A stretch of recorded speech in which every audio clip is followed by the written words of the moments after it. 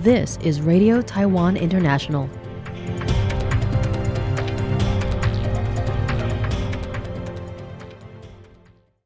Welcome to the news on Radio Taiwan International. I'm Hannah Belinsky, coming to you from Taipei, Taiwan. We begin with a look at today's top stories for Wednesday, September 24th.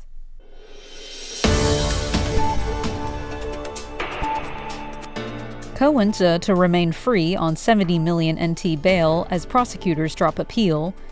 NVIDIA and OpenAI deal adds momentum to Taiwan's science parks. And 14 dead and 124 missing after Ma Tai-an River's barrier lake overflows. But first, today's top story.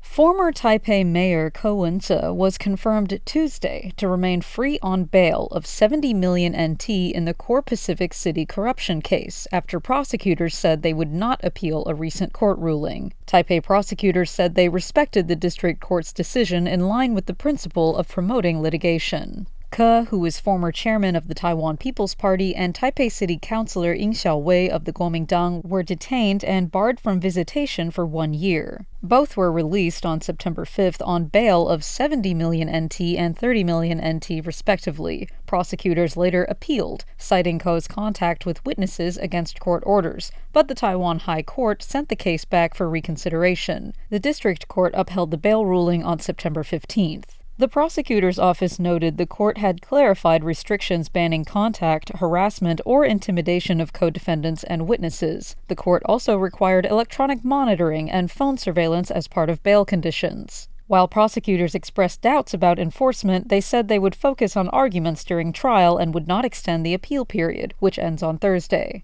Taipei prosecutors reiterated that Ke and Ying face serious corruption charges under the Anti-Corruption Act. They warned against political claims that the case involved coercion, calling such statements misleading attempts to sway public opinion. Prosecutors said they will continue monitoring compliance with bail restrictions and will request renewed detention if violations are found. Taiwan's 3 major science parks reported 2.7 trillion NT in revenue for the first half of 2025, up 26.74% from a year earlier, a record high for the period.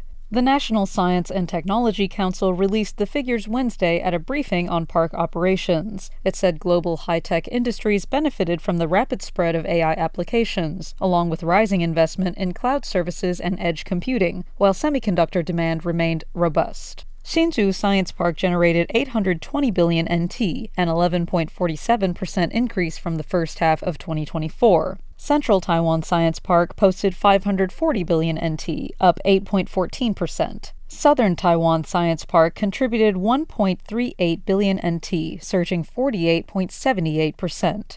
NSTC Minister Wu Cheng-wen stated that based on first-half performance, company reports, and forecasts from major research institutes, Taiwan science parks are on track to set another record this year, with the full-year revenue projected to surpass 5.4 trillion NT.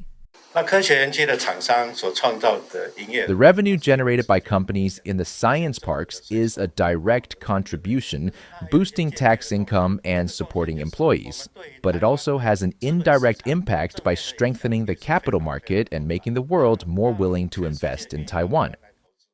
Looking ahead, Wu cited exchange rate fluctuations, tariff policies, and U.S. Section 232 trade measures as ongoing challenges. He added that Taiwan must keep a close eye on AI industry dynamics to guard against corrections that could hit exports and disrupt supply chains.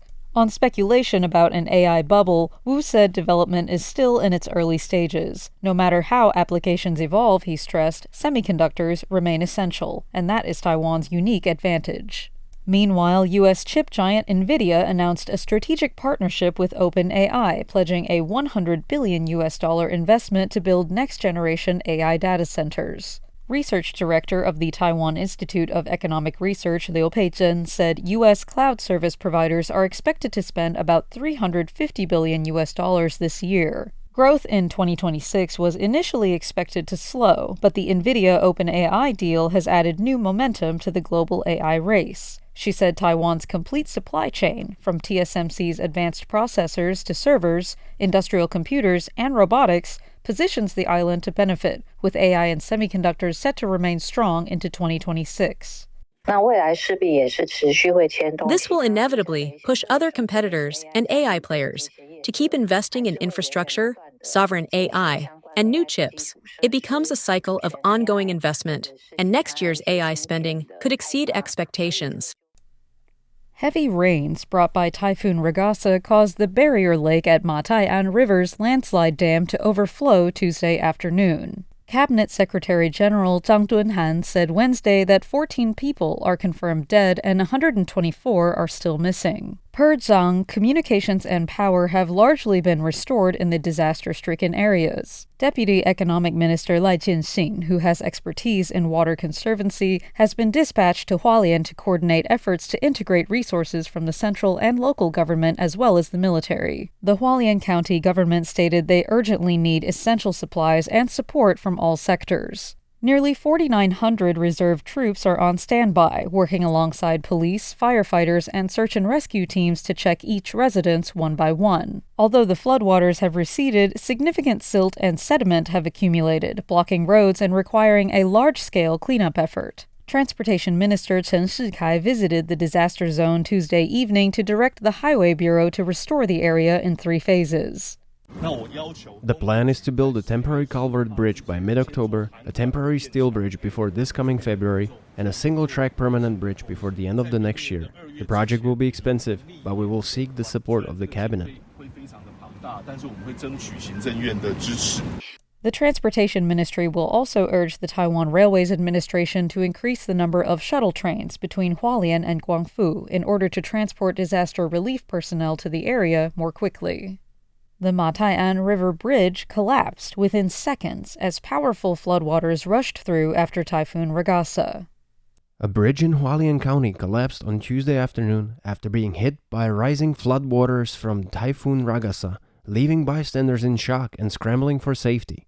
The Matai'an River Bridge was swept away shortly before 3 p.m., with only its support columns remaining visible in aerial footage. Authorities said the torrent was caused by 2 overflow incidents from an upstream landslide dammed lake at 2:50 p.m. and again at 4:30 p.m. The sudden releases sent massive waves downstream, washing away the bridge and breaching levees. Guangfu Township was hit first, with Wanrong Township and Fenglin Township also placed under warning.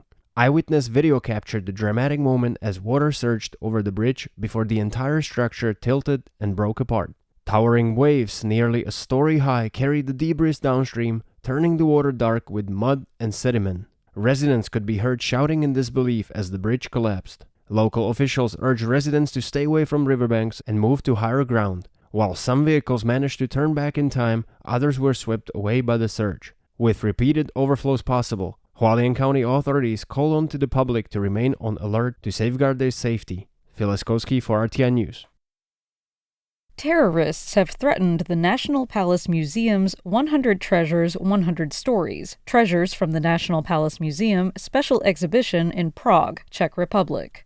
The Mainland Affairs Council on Tuesday disclosed that they, along with the Foreign Ministry and Culture Ministry, all received a threatening message from the same email account. The sender warned that should the NPM's exhibit in the Czech Republic continue, there would be a risk of arson, theft, shootings, and terrorism at the National Museum in Prague. The exhibition began on September 11th and will run through December 31st. On Wednesday morning, NPM Director Xiao Zonghuang convened an emergency meeting and issued a statement saying that when they received the notice from the MAC this Monday, they promptly notified the embassy and other relevant Czech authorities through the Foreign Ministry. The National Museum in Prague reported that so far all is well in the exhibit hall. Both parties are maintaining close communication via continuous real-time video conferencing. Xiao is also strengthening security across the NPM campus. The NPM emphasized that this exhibition in Prague is a normal cultural exchange activity within the international museum community, the purpose of which is to promote public awareness of the museum's artifacts throughout Europe and attract visitors to Taiwan.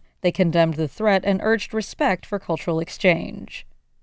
Thanks for joining me for the news. I'm Hannah Belinsky. Stay tuned for another 50 minutes of English language features brought to you by Radio Taiwan International.